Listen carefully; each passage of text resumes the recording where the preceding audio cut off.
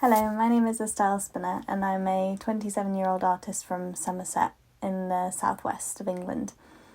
My artistic background is academic and also professional, so I've studied art all throughout school. I did a foundation diploma in college and then I studied a fine art degree. And then after leaving university, I've worked in a few galleries, and now I'm kind of pursuing my own artistic career. So I think my professional background working in art galleries has been the main motivator for my own artistic career. It wasn't until I started working with other artists and seeing the work they created and helping them with their exhibitions and visiting their studios that I realised that a career as an artist is not only a possibility but a possibility for me. I think that before that, when I was younger, even in my years at university when I was studying art, and when I was creating art at school, I kind of did it because it was what I loved and I couldn't see myself doing anything different, but I also couldn't see myself ever making it into anything more than that, like a hobby or something that I love to do.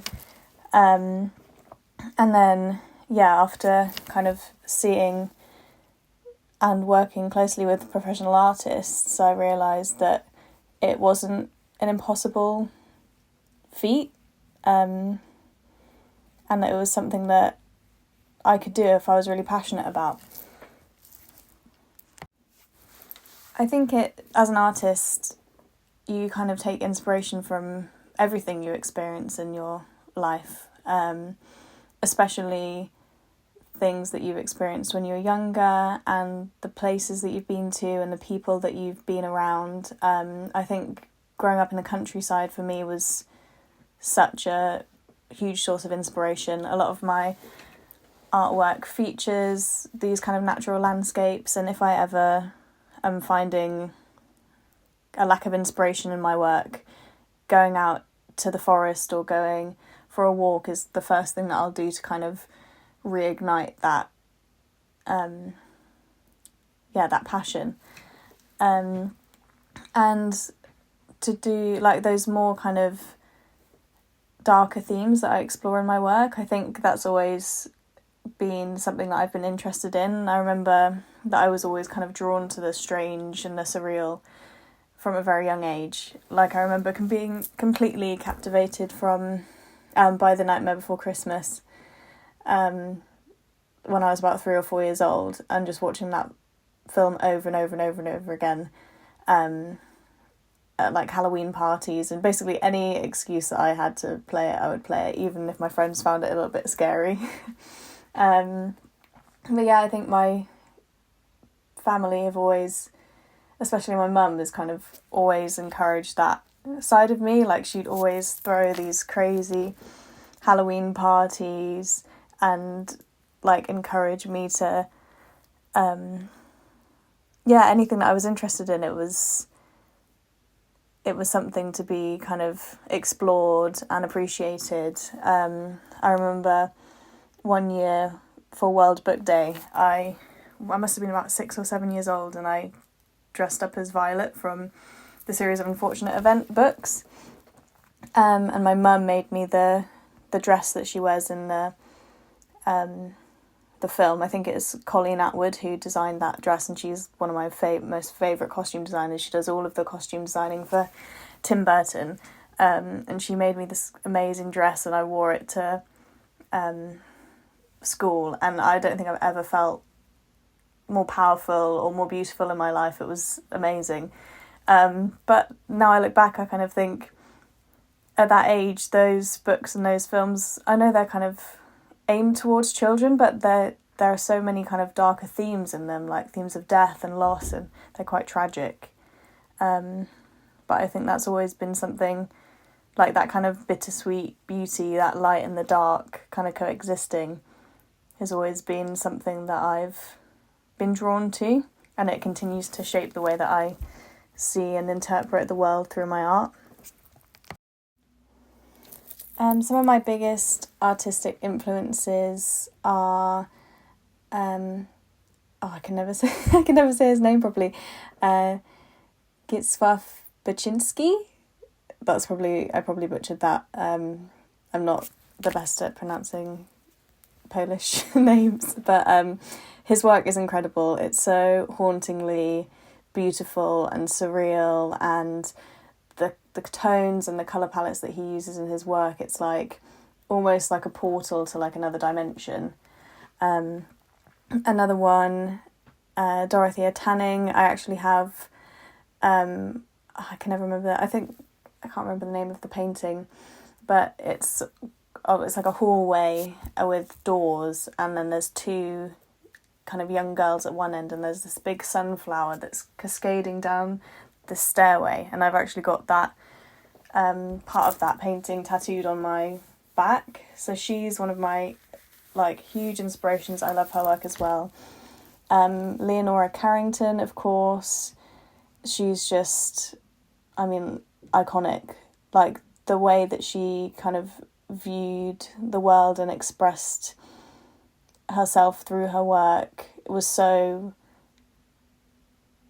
I don't know, like revolutionary for the time. Just, she's just someone I'd love to, like, if I could, people always say, oh, who would be your dream, like, dinner party guests? Like, she would definitely be on there. I'd love to pick her brain, just have a conversation with her and hear her thoughts and feelings on so many things. I also love Guillermo Lorca Garcia. I saw a couple of his paintings in a gallery in Barcelona last year, and that was the first time I'd come across his work, and I was completely in awe. Like I couldn't even believe how gorgeous and how talented he was, and it was like the only thing I could think about for weeks and weeks and weeks after I became completely and utterly obsessed with him. And then another photographer actually that I love, that I discovered through social media, is Briscoe Park. I don't know what their name is, but that's their kind of Instagram app. And their photography is another one that I can't help but be constantly inspired by. I mean, I don't think there's a single image that I've ever seen that they've created that I haven't absolutely loved. So yeah, there's a few. So right now I've been working on this A1 watercolour painting. I've been working on it for a good few months. It's definitely a labour of love, and I'm hoping to finish it. This is kind of the last watercolour painting I'm planning on doing in this. I mean, for the past 2 years I've been kind of painting non-stop. So this is kind of my last one, I think, in this series almost, and then I'm planning to move on to an oil painting on a kind of, I don't know how to describe it, it's like a wooden mirror with kind of doors that open, so I'm going to do a painting on that that I've kind of started planning and I'm working on, so that's my next project.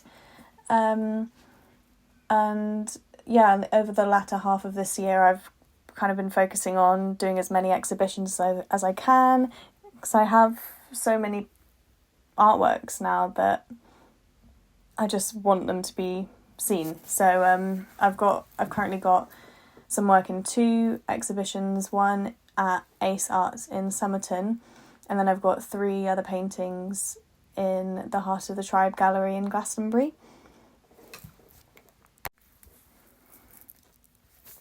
To be honest, the biggest challenge that I've faced being an artist is just trying to make a living out of it. I think it's definitely something that's talked or spoken about more, but I think just any kind of creatively led career has those challenges. But yeah, I think it is definitely difficult to kind of establish yourself as an artist and kind of grow. Maybe it's like a client base or to sell your work or whatever it may be, or gain an audience to the level where you can kind of live off of creating the thing that you love is definitely difficult. And I think for a long while I never thought that would be a possibility. And to be honest, there are some days where I still wonder if it will ever be a possibility for me. But I think I've realised that the best you can do is just try. So yeah, that's what I'm striving towards, and hopefully one day I do get to that level. But yeah, because of that, obviously I do have another job that I do alongside my art, and I'm sure that's the same for a lot of creatives, a lot of artists. They have other jobs they do alongside their work. So I'm not unique in that sense, but it does mean it's hard to kind of juggle life sometimes, to kind of going to work, finding the time to do your creative practice, because it is kind of like a job in itself, obviously, and then if you've got other kind of responsibilities, they can take away from each other, which at times is difficult. But yeah, just finding that kind of balance, not necessarily like a work-life balance, but like the work balance of, having different projects and different things going on can be quite difficult. But yeah, that as long as I've got the time to do what I love, even if it's not the full time that I'd like to give it, if this was like a full-time job, as long as there's some time that I can invest in it, then it's a positive. So yeah, I'm happy for that. But it's definitely difficult. It definitely takes a lot as well to be a creative and to create. It takes a lot from you, and if you're not able to give it a lot, which, if you've got another job or if you've got other things going on in your life that kind of takes up that space, then it kind of takes away from the creativity sometimes. So just making sure that those kind of creative juices keep flowing and that you're still kind of feeding that desire to create. What advice would I give my younger self? I think, to be honest, it would just be to take art seriously. I think for a long time I never believed that art was something that I'd be able to do professionally. And to be honest, I'm not there yet, but maybe if I had really committed when I was younger, then maybe I would be kind of further on that path. And I know everyone has their own journey. But yeah, I think maybe if I did take it seriously a little bit earlier on, I would be a little bit further down the line. Because I've only really, in the past 3 or so years since I left university, fully dedicated my time to kind of making something out of my art, and taking it seriously and looked at it as if it was a job. So kind of setting myself goals and targets and giving myself a schedule and really working at it. Because before then, like I mentioned earlier, art was something that I did because I enjoyed it.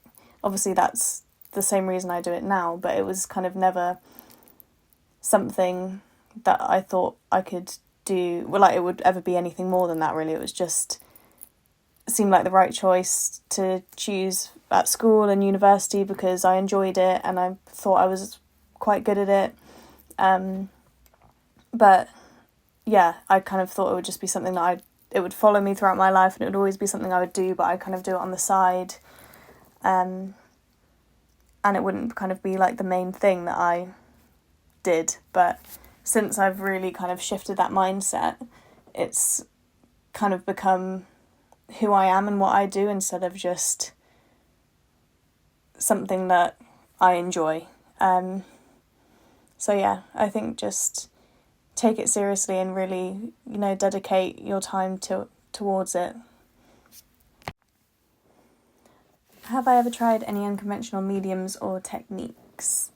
I think the way that I currently paint is slightly unconventional. I'm a watercolour painter, or I paint with watercolours at the moment, and I don't really use them in the traditional sense with the kind of light wash of kind of watery pigment. I use a thick layer of barely diluted pigment to gain more control and to get that kind of bold colour. It translates almost kind of like a gouache on the paper. So that's slightly unconventional, I think. But yeah, I've also been lucky enough to try out so many different techniques and mediums while I was at art college and at university. And it's definitely something that I'm looking to explore more in the future.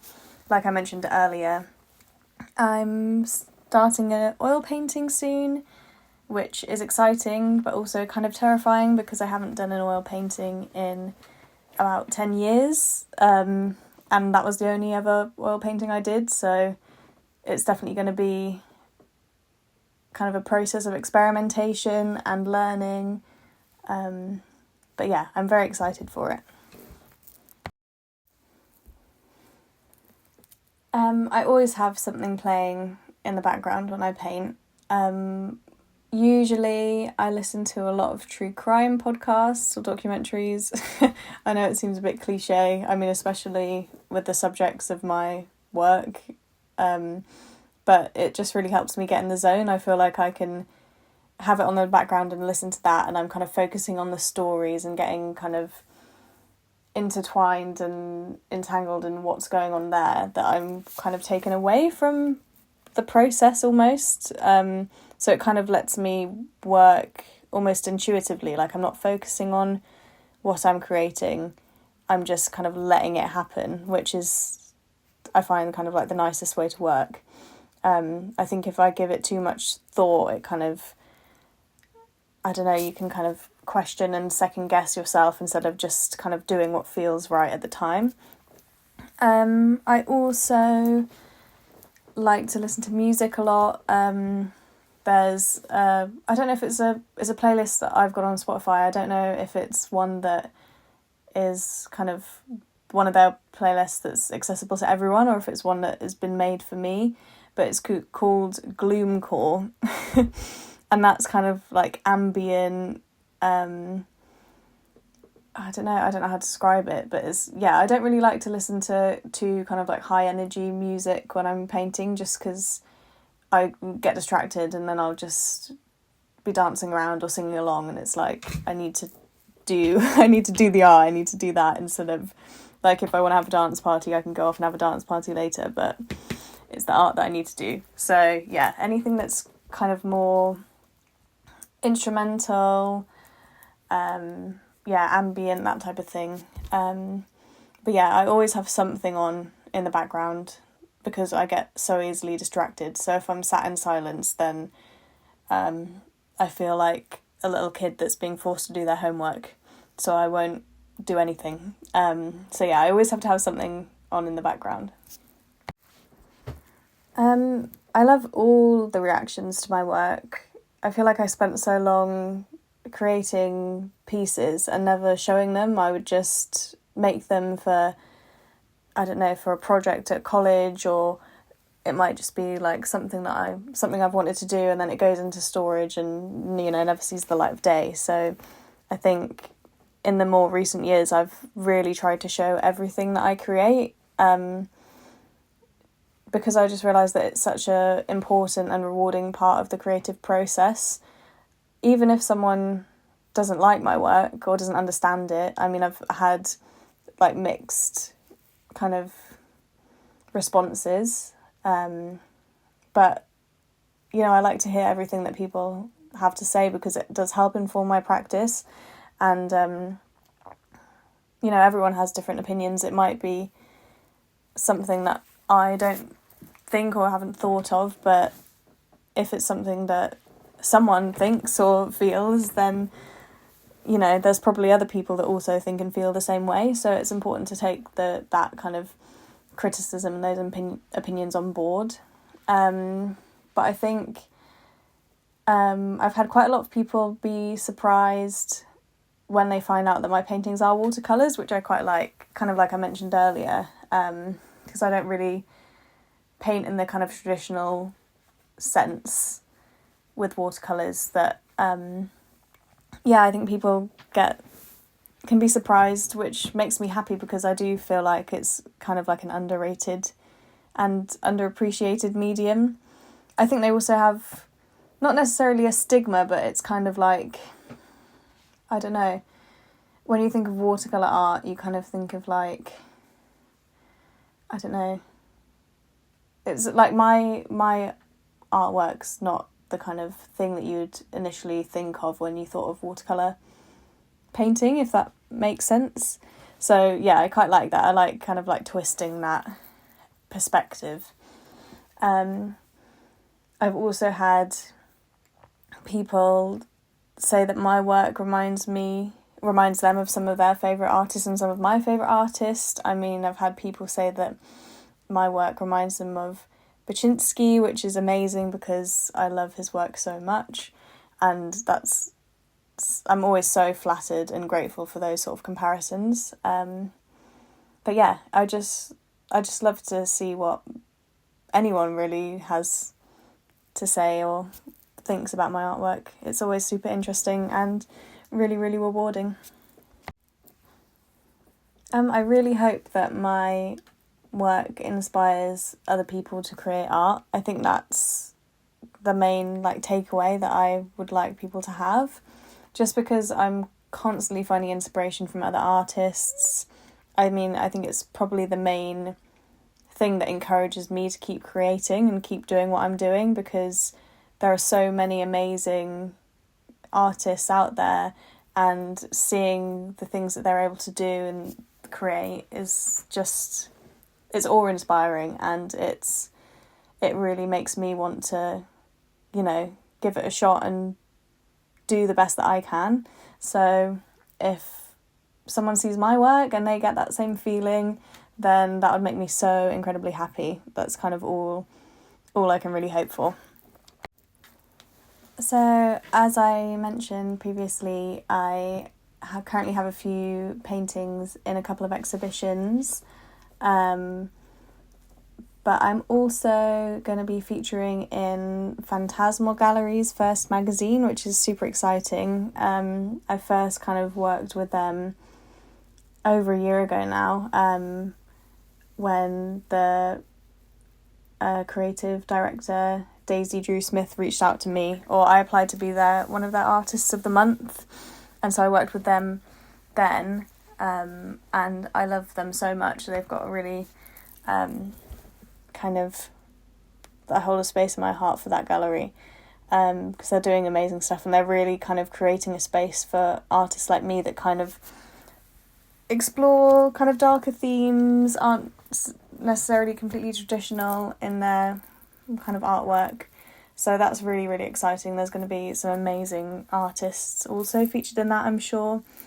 And then also I'm going to be in Create Magazine's Spirit World exhibition, which is insane. I only found out that I'd been accepted into that last week, so I'm still kind of I don't know, on a bit of a buzz from that. So that's going to be really exciting.